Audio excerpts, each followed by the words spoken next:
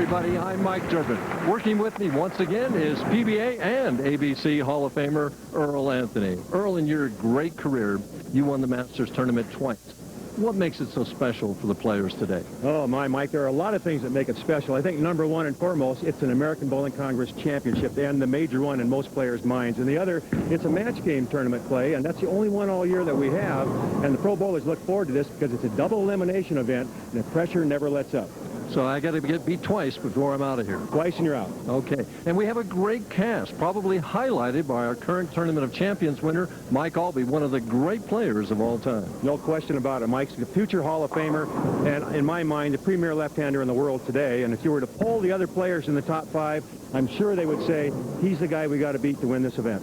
Well, he may be the man to beat, but the man in the top position is the one they'll have to win in that final game, and he's somebody that could give anybody a lot of trouble. Mark Williams, one of the great clutch players in the PBA Tour. That's right. There's no question he's one of the great players to make good shots when he needs to in the 10th frame. His last win was 1988, the Tournament of Champions, which is a tough tournament to win. But if it comes down to the 10th frame and Mark needs to make a shot to beat you, write it down. Making shots is a shot maker in our number 5 position, a player more around our age, and a player that we might be looking forward to in next month's Senior Masters, Larry Laub. Larry Laub could be back, and he could be a dominant player in that, especially after he gets through this one. The key for Larry Laub is he's the only right-hander playing out near the channel. If the shot holds up for Larry and his endurance holds up and he can go through 4 matches, he'll be hard to beat. Well, if Larry goes through 4 matches, he's going to have to get by our number 3 qualifier, former PBA Rookie of the Year, Ryan Shafer. He'll also have to get by the bowler in the number 4 position. He bowled 300 in the championship match back in 1988. I'm speaking of Bob Benoit. And he'll be facing PBA Hall of Famer Larry Laub right after these messages.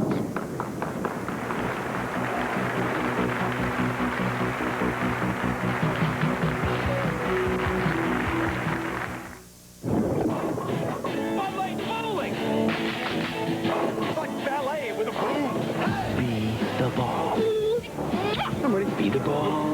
And your dust. That's what I like about you. It's all in the beer. That's what I like about Mine's the shoe. I am the ball.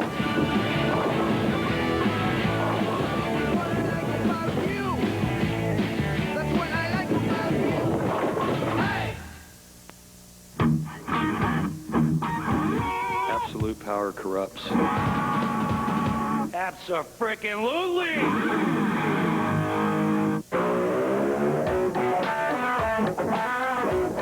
It's not enough to love the game. You gotta love to win. Don't roll with the punches. Throw them. I thought I was smart. I paid less for another protectant. It said it shined like Armor All, so I figured it protected like Armor All, too. But it didn't.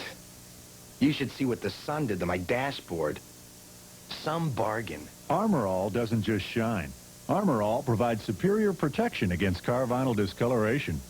No bargains for this, baby. I'm only using Armor All. Armor All. When it comes to protection, there are no bargains.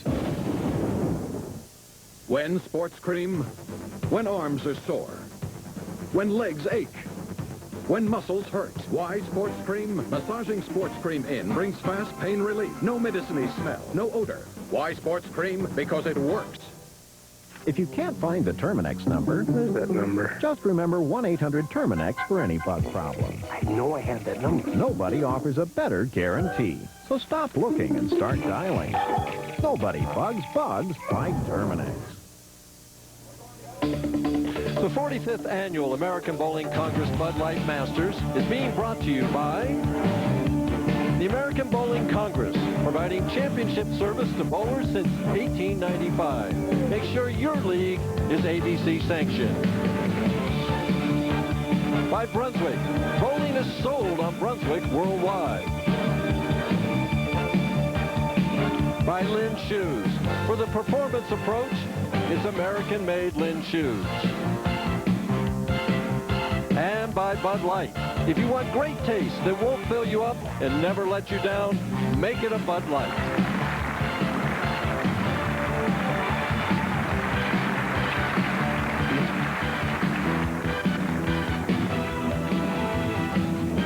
And you can see the beautiful building here, the National Bowling Stadium. We're on lanes 25 and 26. Larry Laub for his opening shot.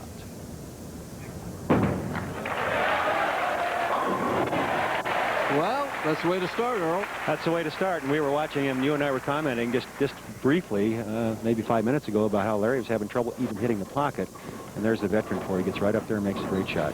Really a contrast here. Benoit going much slower and covering the whole lane, and Larry going very straight. And I think Larry has an edge in this match, but we'll have to wait and see what happens. The problem with covering as many boards as Bob Benoit does is that sometimes it hooks a little bit more than he expects, and sometimes it doesn't. And there, he thought he made a pretty good shot, but it's kind of sailed on him. I'll have a chance for a lineup here. And again, we're just getting started. First couple of shots here. Bowlers have to get a little more used to having the lights on, I think. And once they get used to the television lights, they'll start throwing a little better. Nice break, breaking down the bucket for just the 5-8. He can practice, like you say, on this spare conversion. Well, that didn't do him a lot of good. We're going to take a look at Bob Benoit's style here, and this is one of the guys that can hook it as much as anybody. You can see why right here. See how the ball is laying on his wrist as we continue through the shot. Right at this point, you can see the strength he gets into the wrist rotation and how deep on the lane he's playing. By that, I mean he's laying the ball down about on the 5th or 6th board on the left side of the lane and probably crossing out to about the 10 board and then back into the pocket area.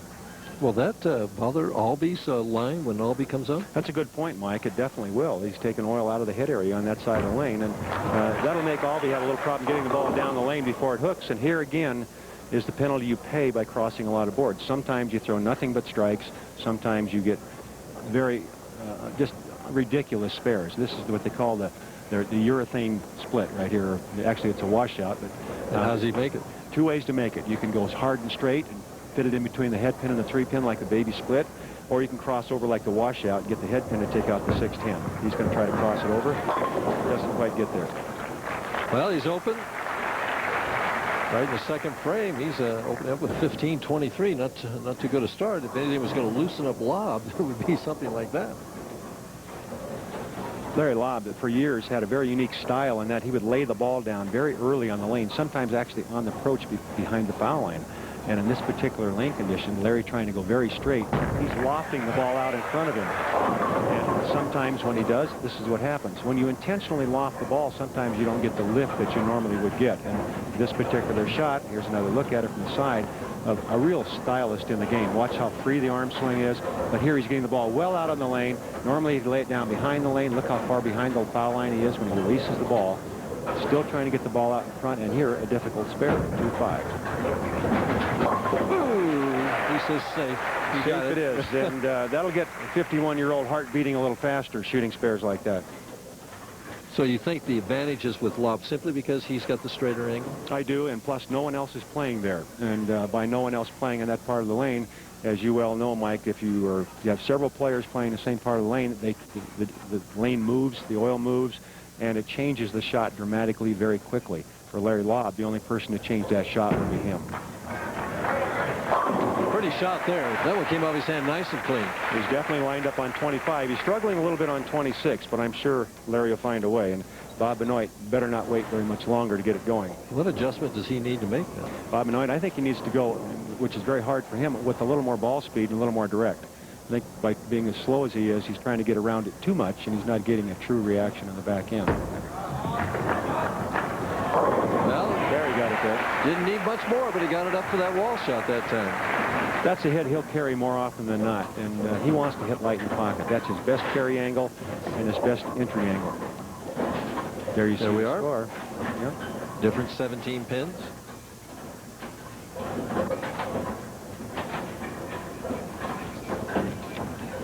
I understand that Bob, I'm sorry, I didn't mean to interrupt you. It's all right. The way he learned this style is he went home and practiced with a real light ball and used to throw real straight, right? He did. He was, you know, you and I both bowled against him on a tour years ago, Mike, when he was one of the straighter players. And again, the solid 10-pin there, a great shot.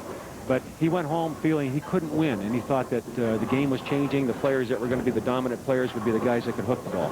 So he went home. He took a 10-pound ball, had it drilled to fit his game. Fit his hand, went out and practiced with that, and worked his way 10, 11, 12, up to what he's using now, a 15-pound ball, and he's been very successful. Well, he's going to throw it straight at this 10-pin cross lane. This is how he used to throw it at the first ball. Now he uses it to make spares with. We're going to go to break right now. As we do, Larry Laub takes a 17-pin lead. We'll be right back after these messages. What happens when you mix NFL football with Nashville country music? You get NFL Outlaw Country. Football like you've never heard before. Join Travis Tritt for one partying home video featuring the biggest stars of the NFL doing their thing to the hottest sounds in country.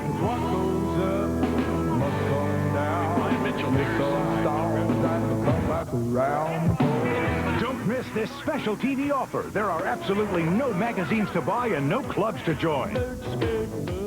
Call and order Outlaw Country, where the NFL meets Nashville in one unforgettable home video. Only $19.95. Use your credit card and call 1-800-522-5333 to order your NFL Outlaw Country video, where the NFL meets Nashville. Only $19.95 plus shipping. This is a special TV offer. Call now 1-800-522-5333. They're moving, grooving, and making the scene across the U.S.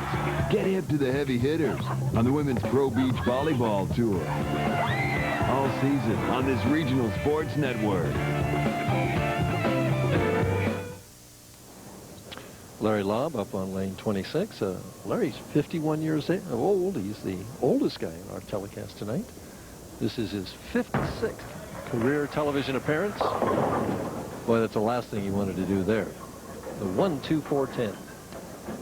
You know, Larry's still struggling on the right-hand lane, as we talked about earlier. He's 25, he's 2 for 2, but on lane 26, he doesn't seem to be getting the ball reaction he's looking for. And again, it's so hard to get that consistent release when you're doing something that's unnatural to your normal style. And Larry trying to loft the ball well out on the lane, and he normally lays it down very early. And he's open, giving Bob Benoit some life. So both players struggling a little bit in the opening part of match number 1. This is the American Bowling Congress Masters Championship, and this is a very unique event for all the players because, especially here at the bowling stadium, this is our largest field ever for the Masters. Normally a 480-person field. This year, 608 bowlers bowled 10 games of qualifying. Cut to the top 152. They bowled 5 more games, and then they cut to the top 63 for match play. The 64th bowler in match play being the defending champion, Steve Fair. And those 64 bowlers bowled, as you know, Mike, a double elimination format, meaning if you lose 2 matches, each match being 3 games, total pins. If you lose 2 matches, you're out of the tournament. And Mark Williams has gone through undefeated, 6-0, right? 6-0, and Larry Laub bowled more matches than any other player in the field this year. The old guy had to bowl 10 matches to get here, and he was 8-2, so that's pretty strong bowling. And he told me he bowled 21 games on Friday. He was pooped. Bob Benoit. If he gets through the first 2 matches, we'll let him take a nap before he bowls Aulby. How's that? Well, his lead is down to 5 pins. Benoit back in there on 26. So between the two of them, Laub has 25. Benoit has 26. There's we see the score. Difference 5 pins. Benoit, though, with a strike up, can take the lead here in the 6th frame. We've got to take another look at that ball reaction for Bob Benoit. Watch the ball go down the lane. And Bob Benoit is bowling better on lane 26 because I feel there's more oil on that lane, and he prefers the oil. He throws the ball very soft, gets a lot of rotation on it. He wants the ball to slide a long ways. Whereas on lane 25, the ball tends to hook on him. He's struggling on that lane. He got that light hit. That slow speed helped him out there. And there again, as you mentioned, the key for Larry Laub was he was on a strike in the 3rd frame, got the washout in the 4th, and that could have been the turning point in this match. And now Larry Laub, who was the dominant player, now finds himself 5 pins behind. So he could just try and drill it in there now on 26? I think he's going to make a little move with his feet and go a little more direct. Slowed it down a little bit, let the ball roll up, and he carried. Great move there by the veteran. It takes almost a perfect shot for him, though, doesn't it? It does. And Larry, you know, again, he's playing a shot that he's not really familiar with. He hasn't done this very much in the past. It's a hard thing for him to repeat, especially if he's going to change ball speeds. On that one, as I mentioned, he slowed it down a lot, and it reacted for him. Now he has to pick the speed up again for lane 25. So he has to be careful he doesn't get too soft over there and maybe go high on the head pin. I just fiddled with the tape in his thumb hole. Larry's an experienced veteran. He was voted into the PBA Hall of Fame in 1985, so he's been in these situations before. For the lead. Ooh, the 4-pin. Just a little bit too much on that one. Got it up a little high in the head pin, but an easy spare for Larry. And again, this match is close. Bob Benoit can at times be a striking machine, so Larry, I'm sure, a little nervous about letting him get away from him with only 4 frames to play here. You never know when Benoit's going to run it right off the sheet on you. Larry cross lane at the 4-pin. No trouble. Larry Laub trails by 5 pins right now. Can he make a comeback? We'll find out right after this.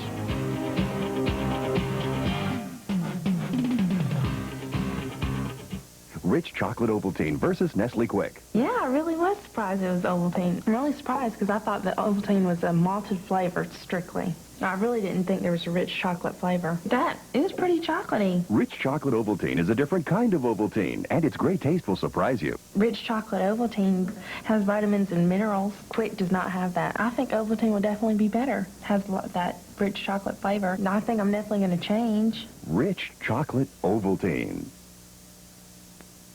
Getting the proper feel is important to every bowler. Grip inserts provide you with that proper feeling on every shot. That's why today's top professionals choose only Contour Power Grips, and you should too. Contour Power Grips. The best bowlers in the world choose Contour Power Grips. Ask your pro shop professional for Contour Power Grips, the grips that legends use.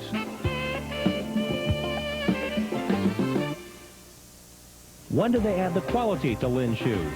It's in every step of the manufacturing process.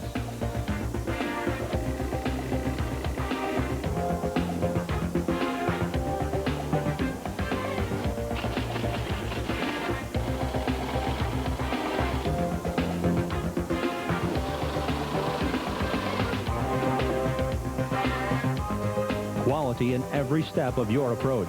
Lynn shoes. Bob Benoit leading by 5 pins. Just took a re-rack on lane 26. He's only entitled to 1. After that, they have to inspect it to make sure that he warrants it and take a 15-pin lead with 1 more strike. And up on the nose, breaks it up, leaves only the 3-pin, but it keeps the match close. Well, and he's talking to himself a little bit here because he felt that this was the time to put this match away, basically. Even though it's only the 7th frame for him, he has Larry Laub on the ropes. Larry struggling with the right-hand lane. Bob Benoit was lined up here. It was his best lane. He let it get away from him. Easy spare here for Bob. Again, he'll go to a ball that doesn't hook much. Open up that wrist, nice and relaxed. Throw hard and straight. Easy spare. And a little practice on the baby split at the same time right there. You talked about how Bob can really string the strikes back in 1988 against Mark Roth. Became the first player to bowl 300 in the championship match. It's about the only way you could beat Mark Roth back in those days. Well, Mark bowled over 250 that game. Yeah, well, Mark Roth, that's about his average back then, the way he was going. You see the concentration in the eyes of Bob Benoit. That head will be steady all the way to the foul line, won't move at all. Doesn't quite get there, leaves only the 2-pin, got a break. The 8-pin fell out. That's 2 good breaks in a row on those 2 errant shots. He gets 9 and a spare both times.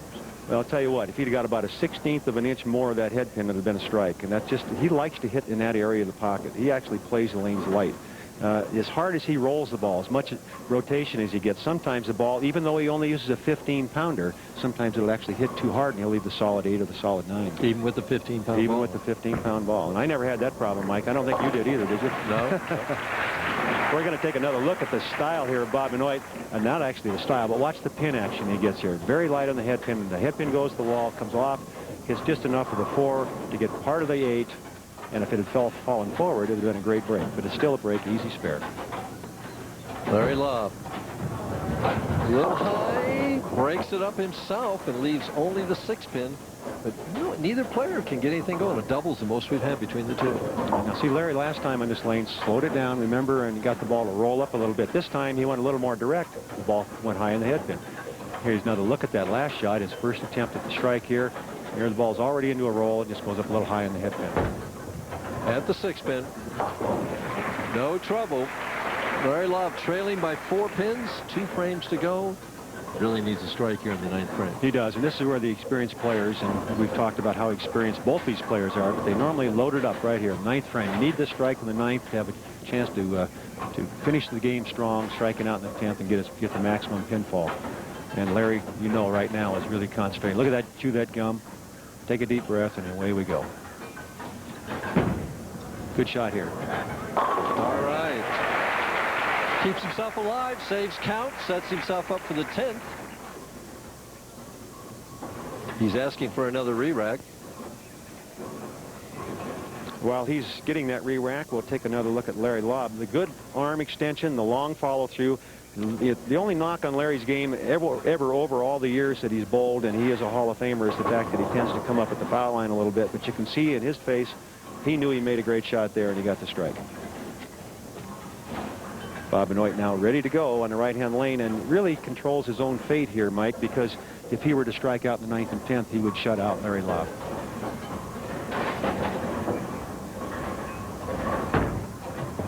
So smooth. Nice shot. Well, you can't throw much better than that. It always amazes me that as many revolutions as he gets on the bowling ball, that the ball will go so far down the lane before it grips. And this fascinates me to watch him get the ball 50 feet down the lane on a line.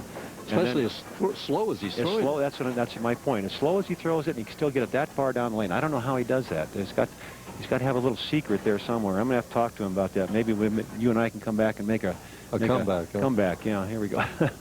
Well, right now he wants to make it come back into the 1-3 and increase that lead to 14 pins.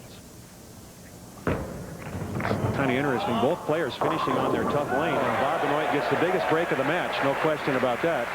Oh, what a break.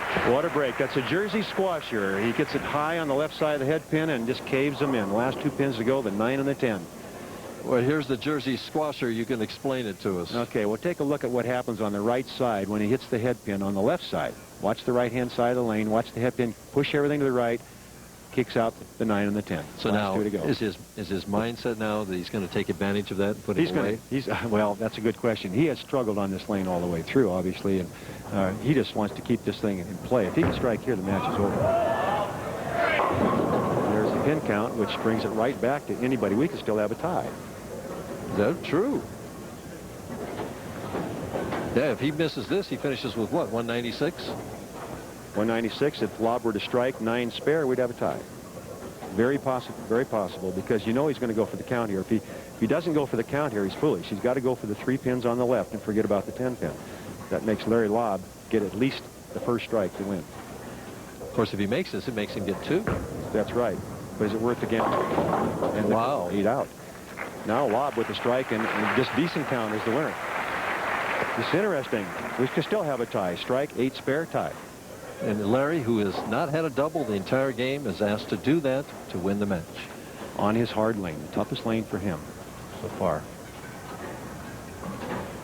Hard and straight. He'll throw this one hard, Mike. There it is. Lots of ball speed, right at it. Too much at it. He had to get it up there. That was his mindset. Bob Benoit has won match number 1.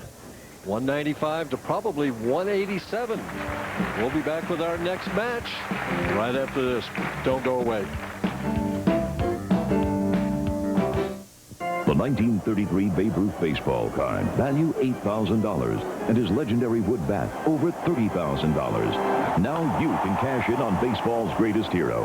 Introducing the official Babe Ruth commemorative baseball in honor of Babe's 100th anniversary, with his prize signature depicted genuinely right in the sweet spot. You'll also get a copy of the Bambino's 1931 New York Yankee player's contract, originally worth $50,000, that details the many terms of his agreement, plus his unbelievable salary, and it's signed in his real name, George Herman Ruth. The set also comes with an official numbered certificate of authenticity, and this bonus, a protective wood display stand to show off your baseball. You get this limited edition collector set all for just $19.95 today. Who knows how much tomorrow? For rush delivery, have your credit card ready and call 1-800-733-4500 or send $19.95 plus $4.95 shipping and handling to the address shown. Quantities are limited, so call now 1-800-733-4500. Sports are in full bloom this May on Prime. First, the IBM ATP Tour is in full swing with the AT&T Challenge and the U.S. clay courts. Next, it's time to get out on the pitch as the English Premier League's finest give it a go in the FA Cup Finals. Then, get your engines revved as Prime Racing brings you the Coca-Cola qualifying in the Sportsman 100. Finally, it's time for a thrum as rugby has its World Cup live from South Africa. Smell the sweetness of sports this May on Prime. Well, our next match, Bob Benoit, who outlasted Larry Laub, 195 to 186, will take on the youngest player on our telecast today, Ryan Shafer, who's only 28.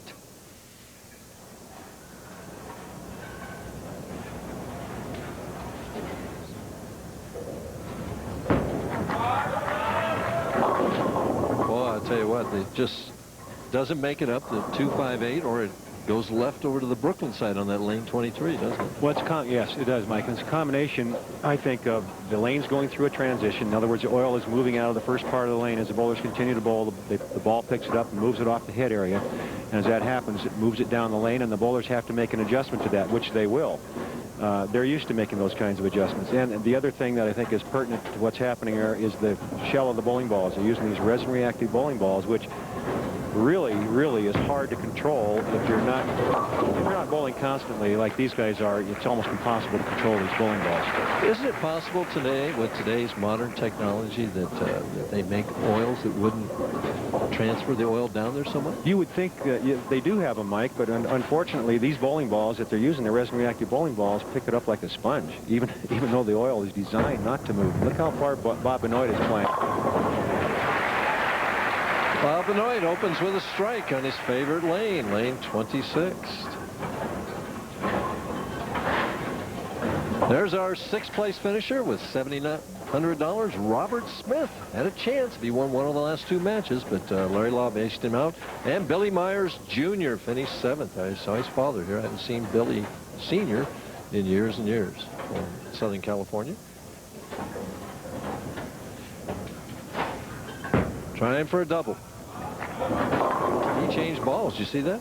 He changed balls and went high in the head pin, left himself a really tough spare. This, you know, it's kind of, well, the 3, 6, 9, 10. We're gonna, whoops, excuse me. We're gonna get another look at this in a minute. But what happens here is he's trying to get something that he can keep in play on the left lane. This is the lane that hooks the most for him. And as you noticed, Ryan Shafer had trouble with it in his opening shot. But the ball either hooks, as you mentioned, Mike, or it skids by the head pin. And here, a very difficult spare. The idea is to get the ball between the 3 and the 6 pin. Let the ball take out the 9. The 6 pin will take out the 10.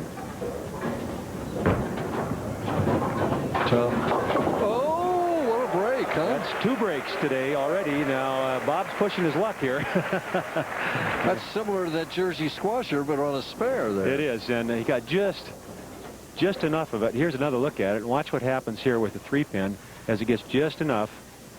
Excuse me, the ball gets just enough to graze the 6. And the 10. And Boy. the 10.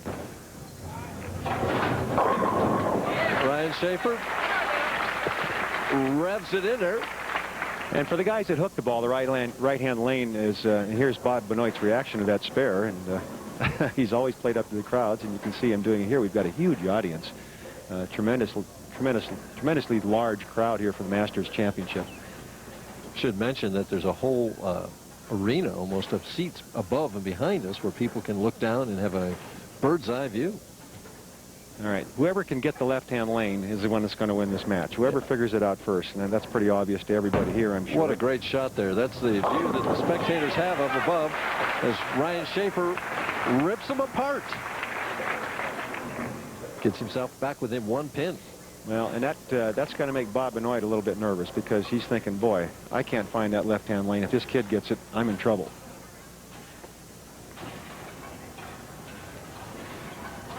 Here we see from up above, Bob Benoit. You can see the angle from left to the 4th arrow. Oh, my. Ooh, and the 7 and the 10 were there. Almost had the pocket 7-10. Leaves just the 7. Do you agree now that a lot of people say that the toughest single pin now for a right-hander is the 7 pin and not the 10 anymore? Yeah, I do agree with that. And the reason being, again, the bowling balls and the oil patterns. The bowling ball reacts so quickly to what's on the lane. If there's a little bit of friction, it wants to really hook. If there's a little bit of oil, it wants to really skid. So when you go across lane, and you can see Bob and a lot of the right-handers doing this now, playing the left side of the lane. Getting on your side there, huh? Mm-hmm. See the scoreboard there? We've got an even match through 3 frames.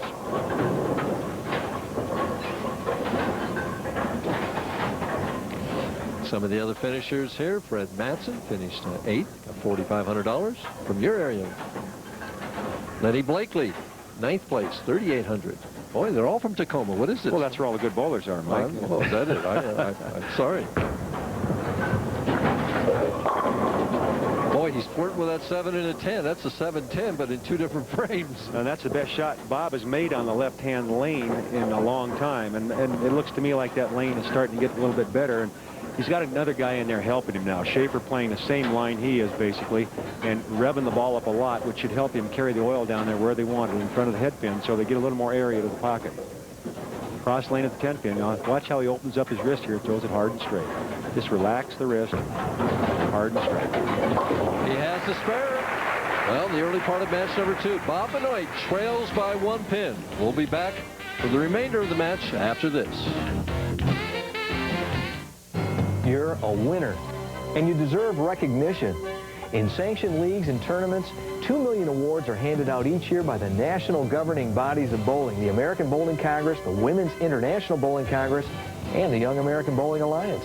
But your membership card entitles sanctioned league bowlers to more than the awards program. There's more than $1 million each for college scholarships and veterans hospitals, bowlers supporting their communities. Every member has a chance to compete in thousands of special events, locally, nationally, and internationally. Sanctioned leagues also provide for the standardization of rules and supplies. Plus, league prize money is bonded. Equipment testing and research helps advance the sport. Your membership card does all that.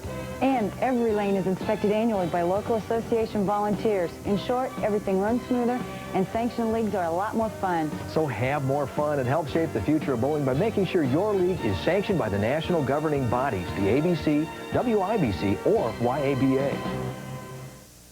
It set the standard in do-it-yourself books. But now, we've made the best even better.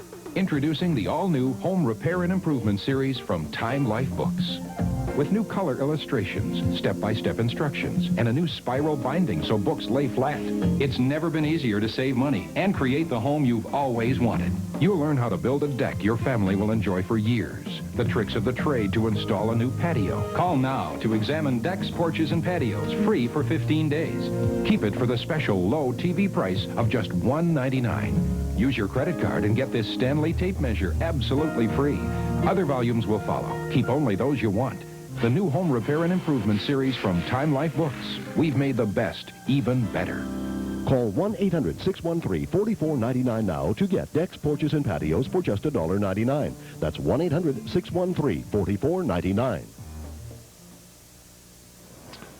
Ryan Shafer was the 1987 PBA Rookie of the Year. He was also the 1987 ABC All Events titleist with 2,044 pins. That's a 227 average. Well, he is the, you might say, what you'd expect from the young players of today.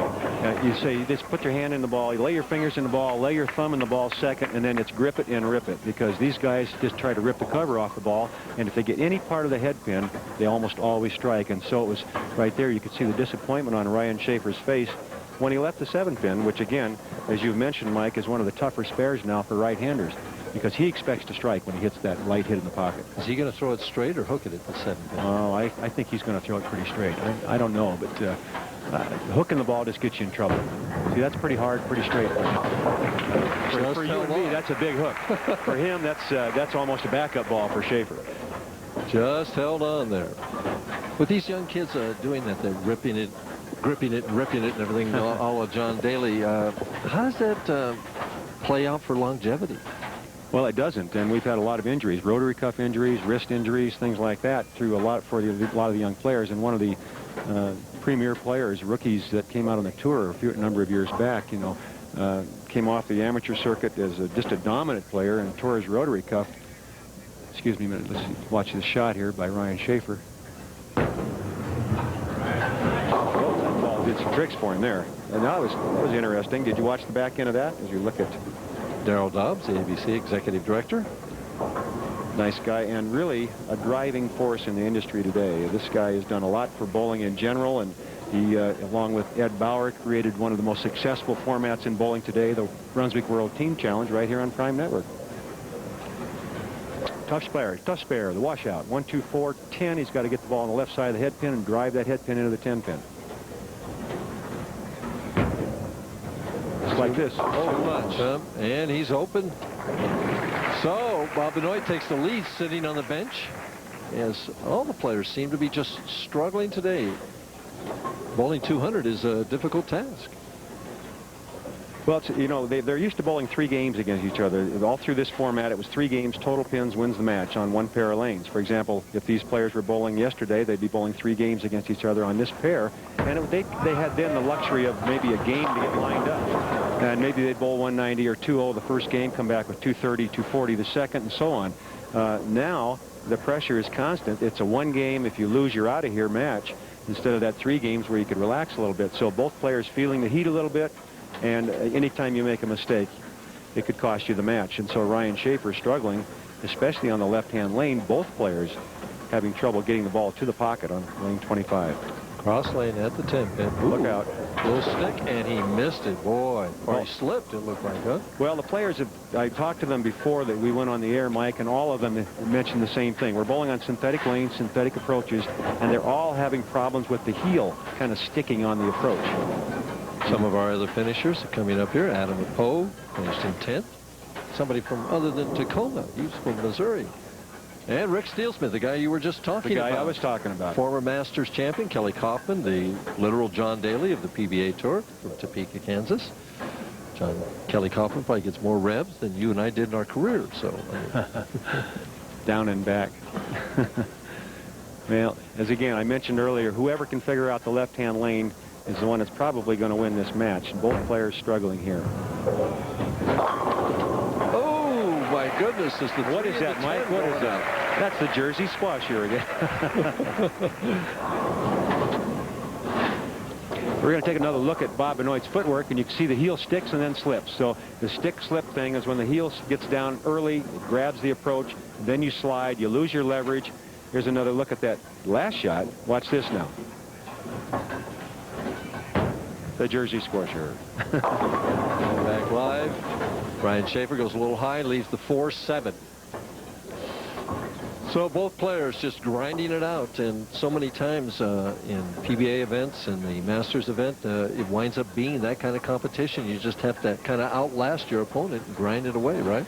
Well, what happens in this situation is a lot of times, especially on the synthetic lanes, the players practice for an hour before they go on the air, and they change the lanes dramatically to the point where it's a condition that none of them have played on all week.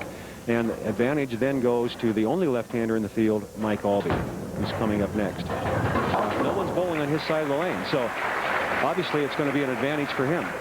Ryan Shafer leading by 4 pins, or is he trailing by 4 pins right now? So Bob Benoit's trying to hold on here. We'll find out if he can do it when we come back. What would you do to get your kids to read? I've tried pleading. I've tried candy. Food, TV.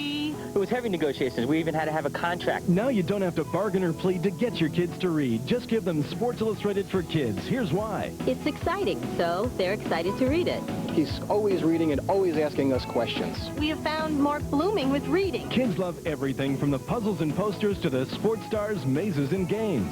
I like Buzz Beamer a lot because he's a goof. But it's more than just fun. It's an education. This opens up avenues to all sorts of educational values. Sportsmanship, self-esteem, teamwork. Sports Illustrated for Kids should be in every classroom. Call now and use your credit card. Get a year's worth of Sports Illustrated for Kids for 4 monthly installments of $5.99. Your kids will love getting it in the mail with their name on it. My son is reading now because of Sports Illustrated for Kids. Give Sports Illustrated for Kids to your children or grandchildren today. So we think reading is #1 in importance, and this is an easy way to start that process. The top stories and the final word in racing with the highlights and the lowlights. If it's got a motor and somebody races it, chances are you'll find it on Pit Road.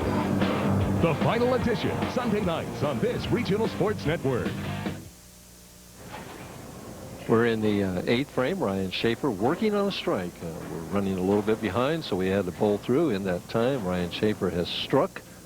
Bob Benoit has gotten a spare and a strike. Ryan trying for a double. And knocks the 10-pin out of there. Gets himself back in this match. He's taken a 6-pin lead with that as we head to the 9th frame. And Earl, so often happens, it's the player that can perform at the end of the game that wins the match. So true, and this is the last time that Ryan Shafer has to bowl on what has been the more difficult of the lanes for both players, lane 25, and if he can get out of this one with a strike here, he's definitely in the driver's seat. Well, the last time on this lane, it appeared like he got a little bit further left, a little harder, and went a little straighter. He'll get a lot of revs on this one. He'll walk around the arm swing, open up the right shoulder, bring it back through, and rip the cover off the ball. And there's maximum revolutions and the solid 10. Nice shot, professional shot, but keeps the match nice and close. It does, and he can't let up. You got to make the spares, fill the frames. Ryan Shafer, cross lane at the 10-pin. If he makes it, we'll be up by 5 pins. If he misses it, he falls behind.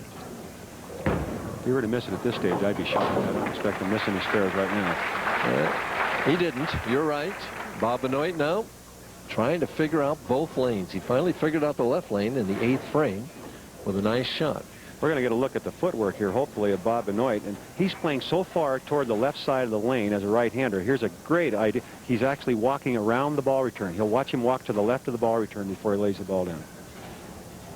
There he goes. Left of the ball return, playing so deep he has to go left with his feet and couldn't get the ball down the lane far enough in the big 4, the 4-6, 7-10. And he's basically handed this match to Ryan Shafer. No question that was, he's had some good breaks, and he's had a couple of bad ones where he had hit the pocket and didn't carry the corners. In this particular shot, this was disaster, no question about it. And this could be the end of his hopes for the Masters championships here. Oh, and he missed them all. Stuck again. Worse. Yeah, that's even worse. And tremendous loss in count. Here's another look at that shot, and again, watch him walk around the ball return, but he just can't get far enough left with his feet to get the ball to skid far enough down the lane before it breaks. And then, of course, he can see by his reaction that it wasn't what he expected out of that particular shot. And well, he still has a chance. If he would strike out in the 10th frame, he would force Ryan Shafer to get at least 9. Well, the pin count there was so important with him being on the strike. He let it get away from him, and you can see Bob's attitude right now as this is over. He's kind of given up. Well, now that he didn't strike there, I understand that. Here, the 210. It would take a miracle now for Bob to win, but anything can happen in the sport of bowling, as we all know. Giving it a shot. At the 210, he's open once again. Tremendous prize list here. Larry Laub already got 10,000. He got another 800 for the matches that he won. Bob Benoit's going to wind up with 15,000. What is it, 600? Is that what he's going to wind up with here? Yeah, that's right. 15-6. Ryan Shafer, a little free practice time right here on lane 26. Yeah, still can't get it back. Boy, it hits that oil and just reacts and won't make it back, and hits the, if there's any dry there, it hits the dead left. So you're right, Aulby's just got to be over there salivating, right? Well, I hope not. Get something on the approach, we've got a problem. But he is, I'm sure, he's down there warming up down around lanes 35 and 6, and he'll be coming over here pumped up and ready to go, because that left side, I'm sure, hasn't changed near as dramatically as the right side of the lane has.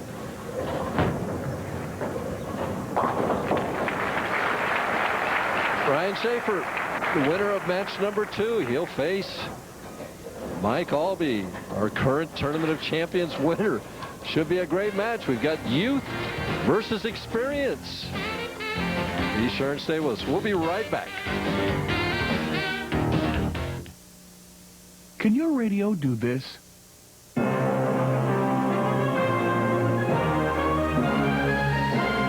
Only one radio gives you stereo sound this big, yet it's small enough to fit almost anywhere.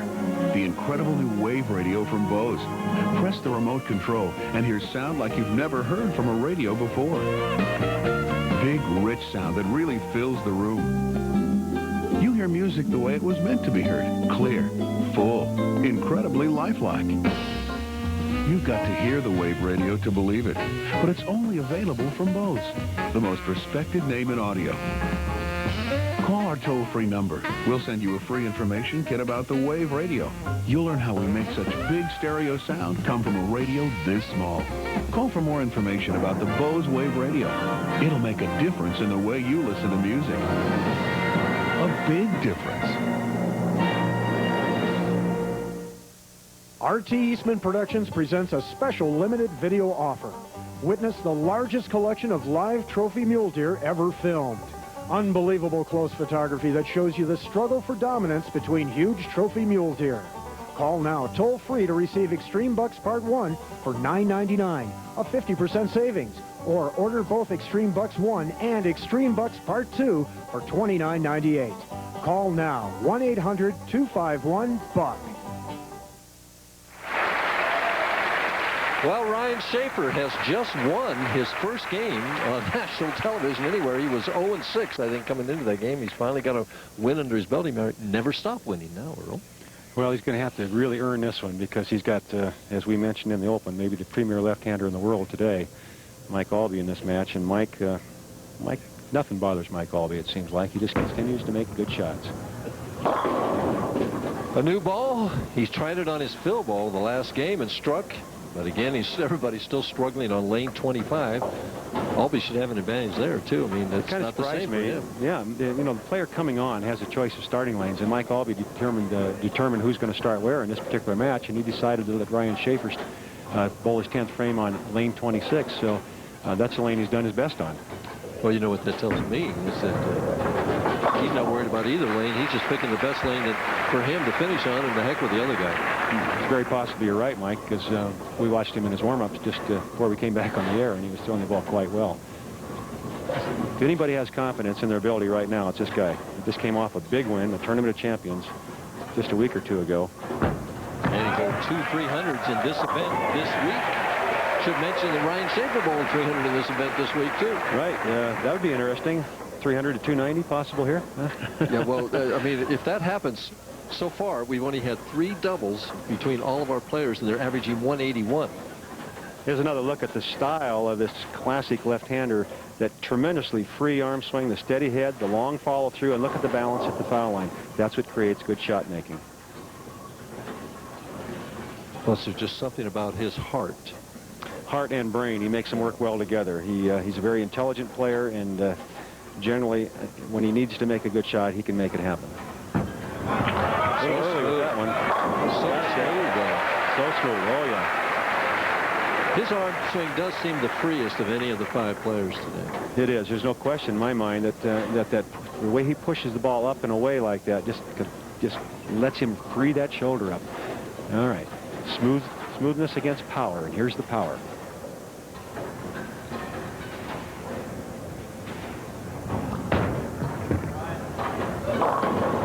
Power's in trouble.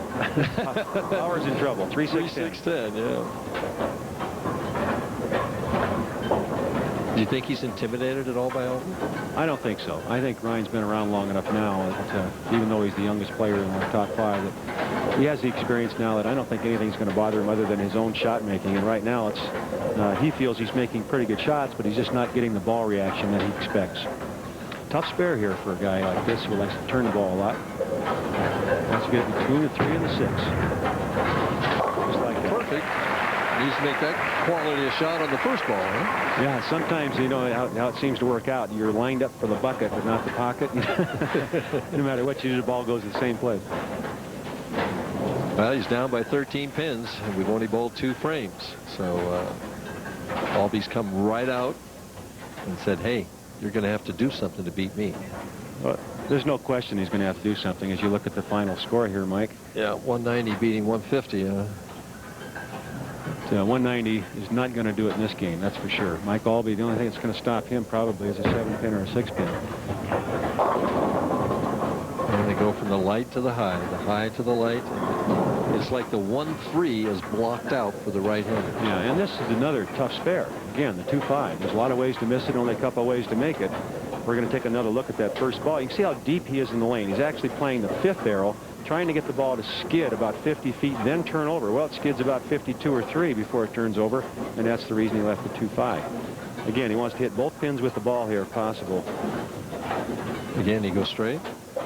He can go straight as Ryan Shafer can go, which isn't very straight. Be careful. There it is. Chop. Well, Aulby just doesn't pay any attention. Just goes about his business, picks up his ball, wipes it off, and says, here I come. Right now, you're trying to keep Mike Aulby awake. Oh, he's ready. awake. He's awake. Nobody has ever won the Tournament of Champions in the ABC Masters back-to-back. And Mike Aulby has a chance to do it today. And that's the way. That's our first turkey so far. Well, he might get 9 more. Who knows? Well, he's done it. He beat David Ozio earlier last year, 300 to 279 in the championship match. 36 pins ahead. We've hardly had time to catch our breath. Mike playing right around the 3rd arrow, between the 2nd and 3rd arrow, and he's been pretty much playing there all week. He was experimenting earlier on with playing out around the 2nd or 3rd board near the channel, but he decided that he got a much better ball reaction in this area here. Has to hurry. Didn't make it back and leaves the bucket for the left-hander. What is that? The 3-5-6-9. Is that right? I've left that a few times. I know what that is, yeah. And this is a tough spare. Anytime that you leave a cluster of pins like this, it's just that many more ways to miss it. Mike, one of the better spare shooting left-handers. You don't win 23 titles and some major events without being a good spare shooter. And Mike going to a hard-shelled bowling ball here so it won't hook. Hard and straight, right at it. Playing the right side of the lane. And perfect. Mike Aulby commanding so far through 3.5 frames. He leads by 32. We'll be back right after this. I had an itchy rash. I previously used cortisone 10. Then I used Gold Bond medicated cream. Gold Bond medicated anti-itch cream. Itch relief that starts to work on contact. And a recent clinical study showed at 10 minutes, Gold Bond cream provided more effective itch relief than cortisone 10. And Gold Bond contains 2 medically proven pain relievers not found in cortisone 10. The Gold Bond cream relieved my itch immediately. For effective, immediate itch relief, try Gold Bond medicated anti-itch cream. When sports cream? When arms are sore. When legs ache. When muscles hurt. Why sports cream? Massaging sports cream in brings fast pain relief. No medicine-y smell. No odor. Why sports cream? Because it works.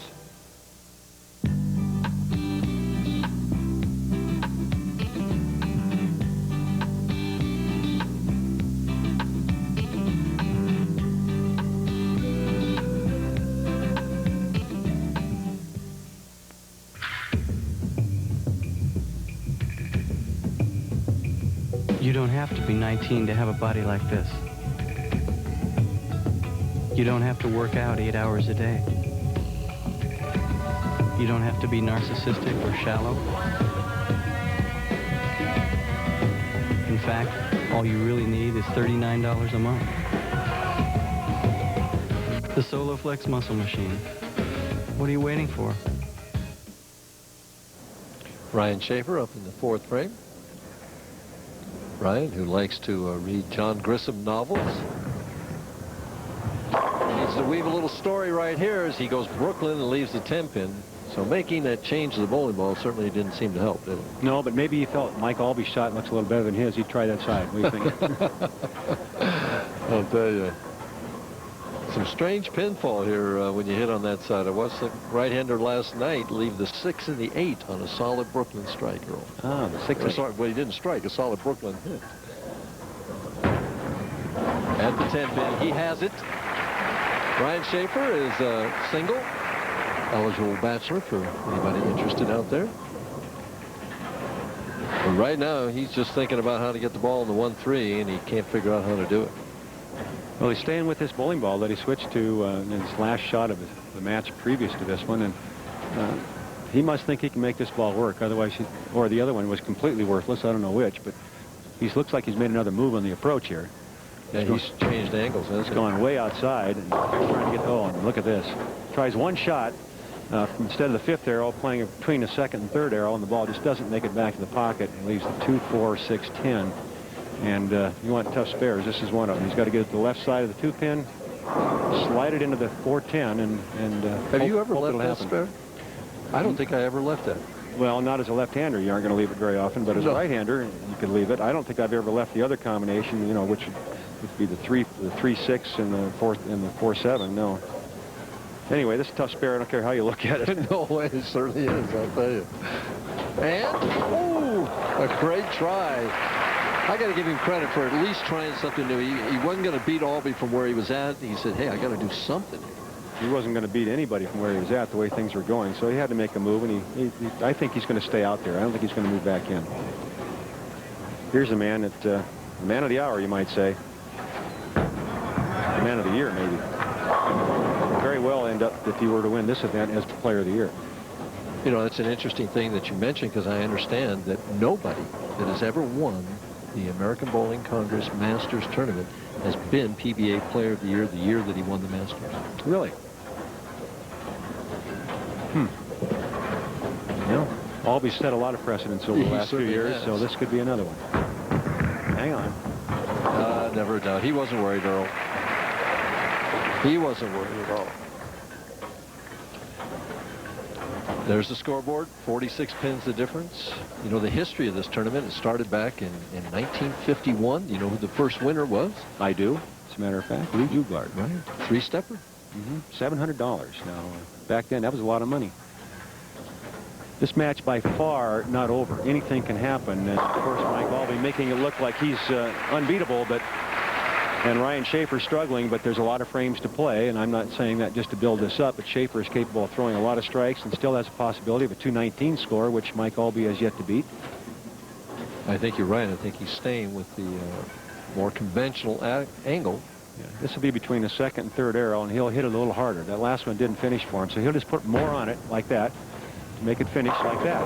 And a solid 10. Bad break because he really needed that hit to get things going for him, and maybe put a little pressure on Mike Aulby. Right now, Mike Aulby freewheeling with no one pushing him with that tremendous lead. When Aulby's in a situation like this, is it harder to maintain your concentration? Or is there a let-up because you're so far ahead? Or? Oh, Mike Aulby, I think, because of his experience, and I think you know, he's been in this position many times, as good as he is. So I think he can handle it. He'll just stay out there and keep making good shots. Ryan Shafer just edges off the spare. Mike Aulby seemingly in a commanding position. We'll be back with the completion of match number 3 after this. Dad? Yeah? There's something I want to tell you. What is it, son? Well, Dad, you're my dad. And I love you, man. You're not getting my Bud Light, Johnny. For the great taste that won't fill you up and never lets you down, make it a Bud Light. Ray, forget it, Johnny. I thought I was smart. I paid less for another protectant. It said it shined like Armor All, so I figured it protected like Armor All, too. But it didn't. You should see what the sun did to my dashboard. Some bargain. Armor All doesn't just shine. Armor All provides superior protection against car vinyl discoloration. No bargains for this, baby. I'm only using Armor All. Armor All. When it comes to protection, there are no bargains.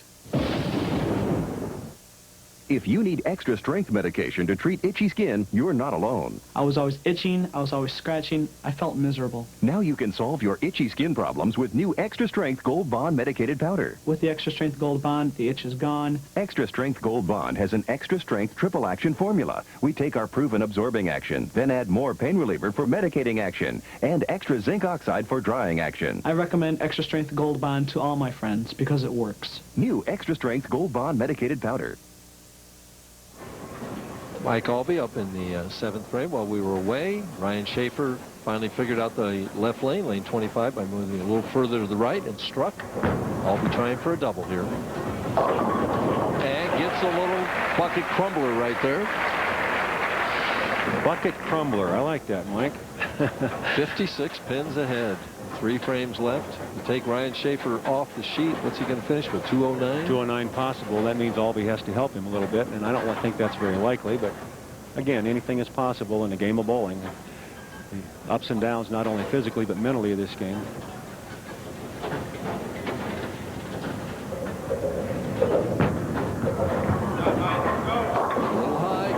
ice break leaves only the 4-7. We're going to take a look at something that's kind of unique and see if you can notice a difference in the playing of Mike Aulby. Do you see much difference there? Only one thing. He extended the shot at the top, the arm at the top, rather than bringing it down and then extending it. And here's basically the same reaction, same result. Strike, strike, strike out of Mike Aulby. Cross lane at the 4-7. The other thing I noticed is he doesn't look any older now. Well, he's just a baby anyway. How old can you look? I mean, the guy's what, 35 or something? He's 35. You know, for you and me, Mike, that's pretty young. Yeah, 35 does look young now. I have a son almost that old. A little re-rack here out of Ryan Shafer. He can't afford any more 10 pins, any more mistakes. He needs nothing but strikes off the sheet. You know, he's got 4 third-place finishes.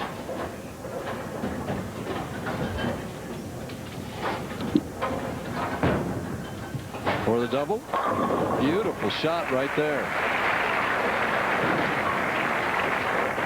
And there's the winner of the Association of College Unions International, Mike Mullen, receiving the trophy from Joe Norris, and Jennifer Swanson, who went from 4th to 1st the last game with a 299, getting the trophy from Elaine Hagan.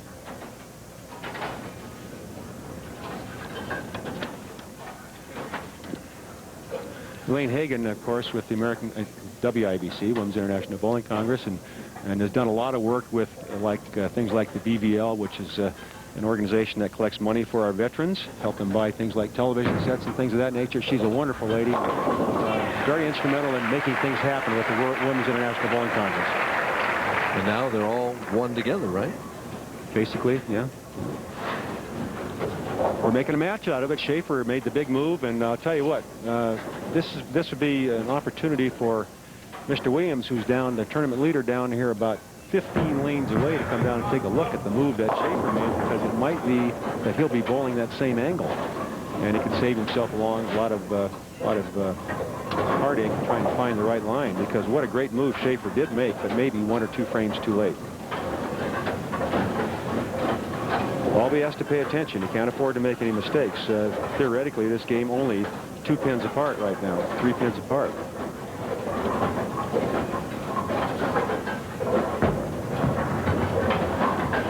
Has the 10 pin, no trouble for Mike Aulby.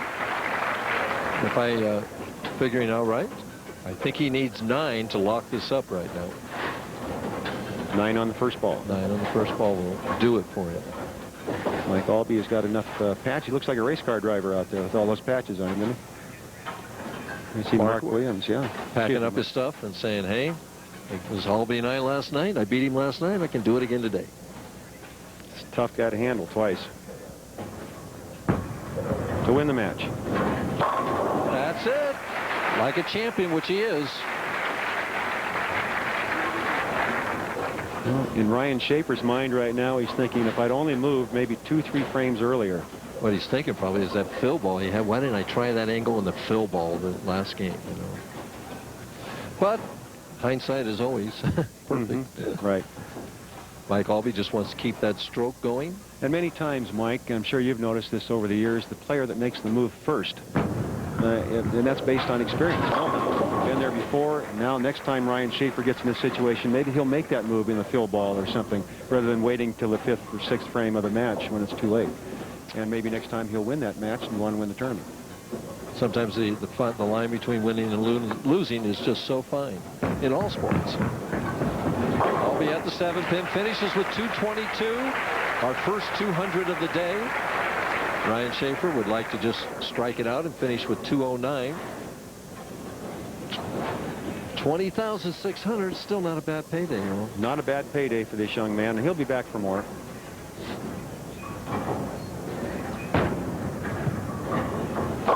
Oh, and 5 and trouble right there. Well, our final match going to be that man, Mike Aulby, taking on another Tournament of Champions winner, Mark Williams. Don't go away. We'll be right back.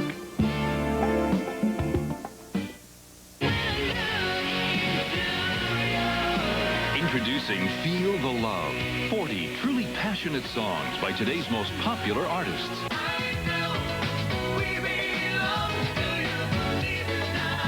I'm mad about you. You're mad about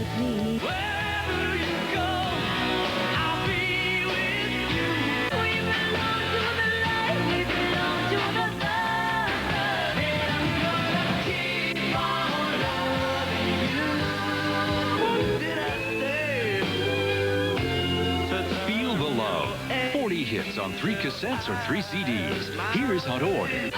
Call toll-free 1-800-522-5333. Call from the U.S. or Canada. That's 1-800-522-5333. Or send $19.95 for 3 cassettes or $26.95 for 3 CDs, plus $4.50 shipping and handling to the address on your screen.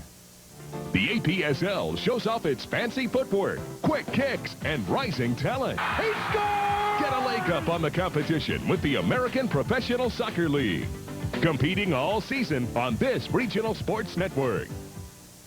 Well, you get a look at the crowd there. The National Bowling Stadium, Mike Aulby watched Mark Williams take his practice balls, and Mark Williams hardly got a strike and never got the ball on the right side of the headpin on lane 26. Maybe that means nothing. Maybe it means everything. We'll see. Well, I'm sure it was a confidence builder for Mike. He feels very comfortable on the lane. That's evident by how well he's hit the pocket, even though he leaves the 7th in there. The only thing that's held Mike Aulby back, and as you mentioned before, Mark Williams did beat Mike Aulby in the 3-game match yesterday for the tournament lead. But the only thing that's held Aulby back was when he'd get maybe one pair of lanes that he couldn't carry the corner pins on. Now, so far, he hasn't really devastated this pair. And if Mark Williams can find a way to hit the right-hand lane, we might have a great match. I don't know. The right-handers so far are averaging less than 180. So, I mean, it seems like he just keeps his nose clean that he's going to win this tournament, but you never know. That's why they play it. Well, if anybody can figure a way to play this shot, it's this guy. He's always been capable of finding a way. Here he gets very high in the head and leaves only the 6-pin. Got a break there. Could have been a lot worse. But that's as close as he's come to getting the ball on the right-hand side of the head pin. That was in the middle of it. Good spare shooter. He's always been a good spare shooter. There's Kevin Card, the Bud Light sports analyst for Anheuser-Busch, longtime sponsor, Bud Light ABC Masters. Well, makes the spare. Well, the question, I think, right now for Mark Williams, not only does he have to find the right-hand lane, but by trying to find the right-hand lane, is he going to lose the left-hand lane, which he threw very well during his practice balls. He has to strike here to have any chance in this match. He has to find the left-hand lane and can't keep it. Well, let me ask you, as he strikes in the 2nd frame, did you ever enter a big match like this, lost on one lane, and then find it during the game? That's a good, you know, that first thing that comes to mind as you look at the stats here and the graphics on Mike Aulby. PBA National, the U.S. Open, the Tournament of Champions, and the ABC Masters. Won the Masters in '89. Tournament of Champions he just won. He's won the PBA National twice, and he's won 1 U.S. Open. Tremendous record. Talking about when you said about being lost, the first thing that comes to mind, I remember we're bowling the Hawaiian Invitational one year. This is back in the mid-'70s, and I'm the tournament leader, and I go out and take my warm-up balls, and Harry Golden, the tournament director, said, well, which lane do you want to start on? You know, and I said, well, it doesn't make any difference. I can't find either one of them. And then I proceeded to bowl 299 in that game. So it does happen. It does happen, huh? So Mark Williams has got a chance after all. And he's ahead in the match right now, even if Aulby makes his spare.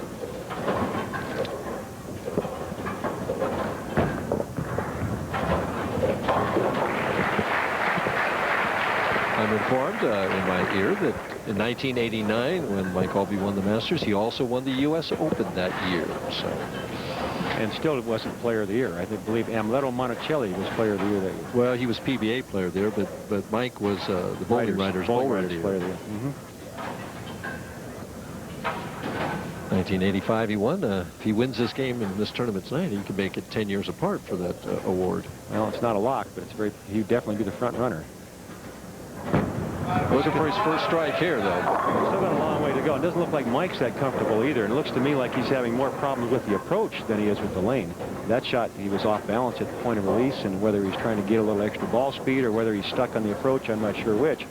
But it wasn't the normal Mike Aulby release. Signs of hope here for Mark Williams, the tournament leader. He's a very determined man and a very confident man, Mark Williams is. He is. He dedicated himself to the game of bowling, he says, and he's going to be a winner, and he's going to work hard at it. Trains at it, works hard, takes care of himself. He's in good physical condition.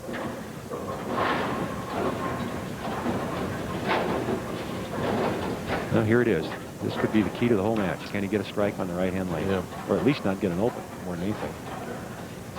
No more ball speed. Boy, and then it doesn't make it back. Oh, that's so frustrating, you know. It is, and Mark Williams, in his mind, made a great shot there. He was very comfortable with that shot. He liked it, and you can see the look on his face, the confusion here at tough spare, the 2-8. Ball just didn't climb up to the pocket. Not an easy spare either. Not an easy spare. He'll hook this one, try to hook it into it, almost like a strike shot. Wants the ball to get both pins. And it does. No trouble. We're going to take a look at what Mark Williams is doing on the right-hand lane. Because of the ball return, you can see where he's standing right up against it. Actually, his leg brushes the ball return as he goes by. And now he has to get to the left side of it so that he can get the ball to the right. So he's sliding almost in the channel, laying the ball down at about the 7th board. What a great shot that is.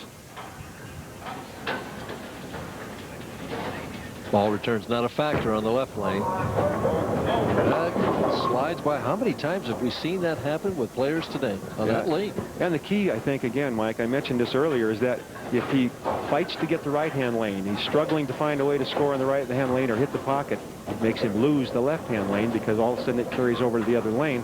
He's forcing the ball down the lane on the right-hand side. Now he forces it on the left, and he gets the washout, the 1-2-10. So what he needs to do is throw two different speeds on the two lanes, and that's hard to do. That's very difficult. You know, we've all tried to do that over the years, and it's really hard to go back and forth and maintain the same ball speed time after time.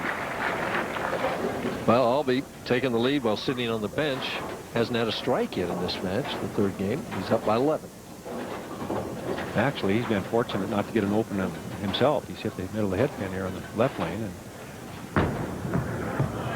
skidded by on the right lane, and he skidded by again and leaves only the 9.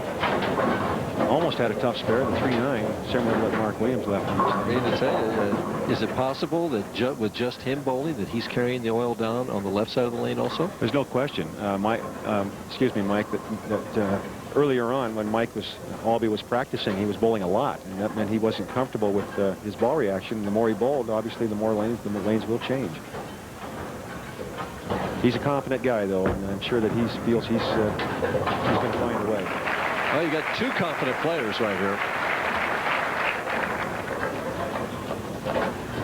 Here's a look at the approach of Mike Aulby. Is obviously a long way from the ball return, being a left-hander and playing in around the 3rd arrow. Quite a bit different than what Mark Williams is doing, playing in around the 6th arrow.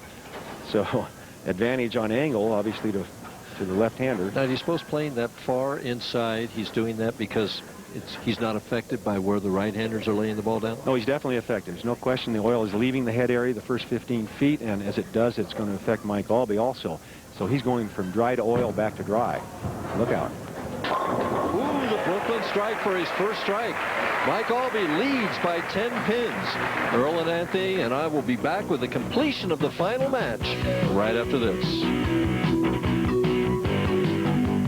You've busted your back. You've nearly drowned yourself. And your car wash is still hit or miss. Next time, use a Shawala. A Shawala wash is the fastest, easiest, most thorough car wash there is. The giant washing surface cleans your entire car in no time. With the same type of material used in professional brushless car washes. So tough, it's virtually indestructible. And look, it would take all these ordinary sponges to equal the surface washing area of one Shawala. Nothing can hold more soap. Have a van? Then you've got to have a Shawala. No climbing, no straining. The extra long handle reaches even the highest vehicle. Cleans wheels and tires in seconds. There's never been a better wash than a Shawala wash. It's only $19.95, so order yours now. Call toll-free 1-800-767-8400 or send $19.95 plus shipping and handling to Shawala, 2 Morgan Avenue, Norwalk, Connecticut. For fastest delivery, use your credit card and call 1-800-767-8400 now. RT Eastman Productions presents a special limited video offer. Witness the largest collection of live trophy mule deer ever filmed. Unbelievable close photography that shows you the struggle for dominance between huge trophy mule deer. Call now toll-free to receive Extreme Bucks Part 1 for $9.99, a 50% savings. Or order both Extreme Bucks 1 and Extreme Bucks Part 2 for $29.98. Call now, 1-800-251-BUCK. Mark Williams up on the left lane after leaving a solid 10 on the right lane and making the spare. He's down by 10 pins. 2 balls in a row in the pocket at 10 and a 4. We're going to take another look at that shot that he played on lane 26, and this is the best shot by far in the match from Mark Williams. And watch his reaction. We'll get him out of the corner of the eye there as you see this ball going flush in the pocket for the 10-pin. And he knew he made a great shot, Mike, and it just didn't happen for him. Goes it straight at that 4-pin. Has the spare, and it's just grind away by both players. 11 pins. Aulby, though, got the Brooklyn strike. Wants to take advantage of it. He's been light twice on this right lane. Well, he's got to be thinking, hey, Mark Williams just made 2 great shots. I better get something going here because it looks like he might be getting lined up. That's deep. Got it. Oh, smooth, though. It looked like he went over the top of that ball a little bit more. The ball really flipped for him on the back end, and that's as much as he's turned it. He's been rolling the ball. That one he got a little more side turn, as you noticed, Mike, and got the ball to come back on the back. 21 pins, the difference. Aulby working on a double. What's he do now? He went Brooklyn on this lane the left last time. Well, I think he made the same adjustment there. He will make the same adjustment there he just made on the right-hand lane. I don't think there's that much difference between the 2 lanes for Mike Aulby. He's going to get it deeper into the lane, in other words, farther down and turn it more, get more back end. Stick a little at the approach. There's the middle of the head pin, got a break again on the left-hand lane. Now, so far, he's hit the left-hand lane twice through the middle of the head pin, got them both to break up, and he carried the Brooklyn, which helped him get the double here in the 5th and 6th. So Mike's been pretty fortunate on the left-hand lane. On the other hand, Mark Williams, who has got to be thinking, just let me carry a couple of hits and I'm back in the match, but it just hasn't worked for him. Tough spare, 2-4. Using his regular ball at it, not the spare ball. To it straight, though. No trouble. Mark Williams heading towards the 7th frame, trailing by 19. Needs to get something going to put some pressure on Aulby. Well, if he can repeat the last 2 shots, he's got a good chance. But here's a great camera angle here from way above, and watch him go to the left around the ball return. And then a lot of ball speed. Has to hurry. And the bucket, oh my goodness. That lane is almost impossible, you know? It is where he's playing, and Mark Williams capable of playing any angle on the lane. I'm kind of surprised that he hasn't moved out, you know, out somewhere around that 1st or 2nd arrow. He's capable of throwing the ball hard, a lot of ball speed with end-over-end roll, and now it just might be. If he can just get 1 strike on this lane, it could be the difference in the match. Tough spare. Got to cover the bucket. At the 2-4-5-8. Goes straight at it and has it. Very nice spare, but spares are not getting it done. He's down by 23 with 3 frames to go.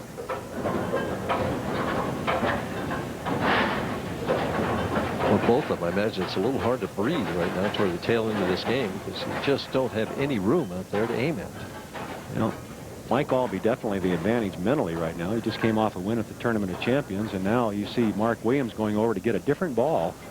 Try something different here. He knows that he's got to do something. 21 down, 23 down, with 3 frames to play. Oh, and right in the pocket. A nice reaction, but just didn't strike. Wow. He's only had 1 strike this whole game, Will. Yeah, and I still feel it goes back to the synthetic surface, the oil moving around on it because the players practice so much before they went on the air. The scores have been good here throughout the match play. Right up till today. These two guys both averaged over 230 for the tournament, didn't they? They did. And so here, I believe what happens is the players almost defeat themselves, and the right-handers being more of them practicing, the advantage goes to Aulby. Aulby's still not bowling that well as far as hitting the pocket, but he's stayed out of trouble. 8 frames. Has to hurry. And almost a bucket for him. Well, the 3-5-6. These spares aren't easy, especially when you're getting into the 8th, 9th, and 10th frames of a championship match, and especially in a tournament as prestigious as this one. And you know, this is one of the biggest of all time, the Masters. They all want to win it very badly. Another tough spare here. Uses the non-hooker. Goes straight at it. Perfect conversion. Boy, it's just whichever one could almost limp to the finish line here, Earl. Yeah, I'm sure they're both wishing that Mark Williams is wishing there were about 6 more frames, and Aulby's wishing that was the 10th. 21 pins the difference. We see the scoreboard there. 2 frames to go. That can disappear in a frame. He hasn't hit the pocket on this lane here for the last 3 shots. He's been twice to the nose and once Brooklyn.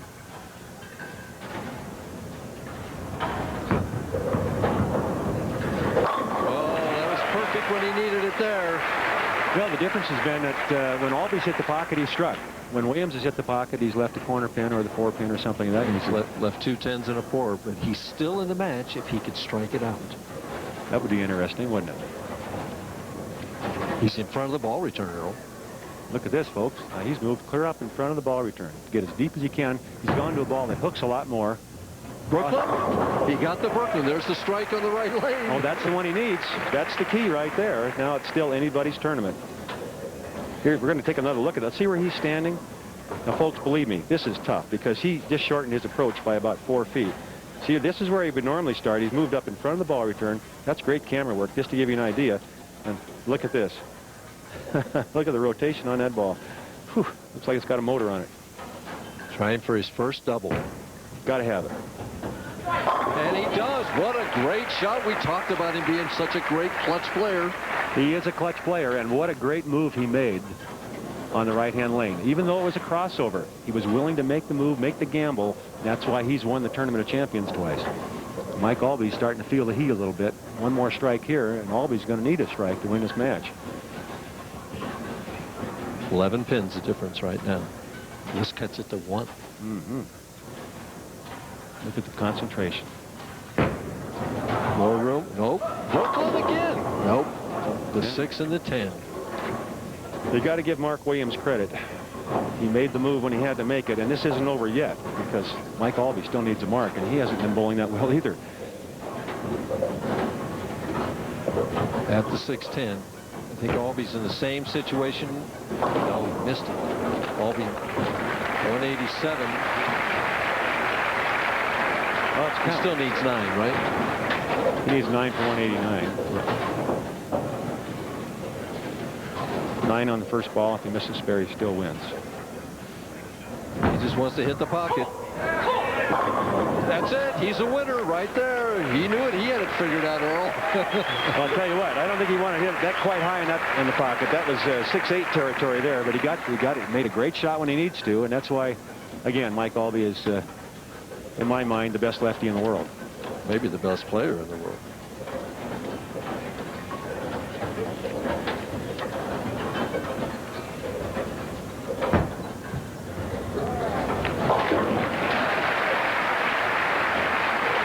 Mike Aulby, the winner of the 45th ABC Bud Light Masters Tournament, his second Masters. He's trying for a second go-around at the Grand Slam. There you go. Yeah.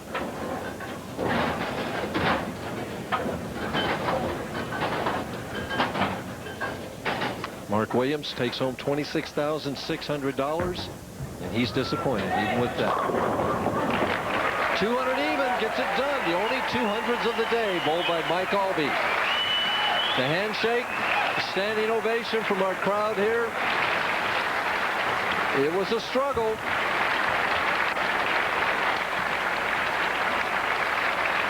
Well, we'll be back to talk to our champion and have the presentation.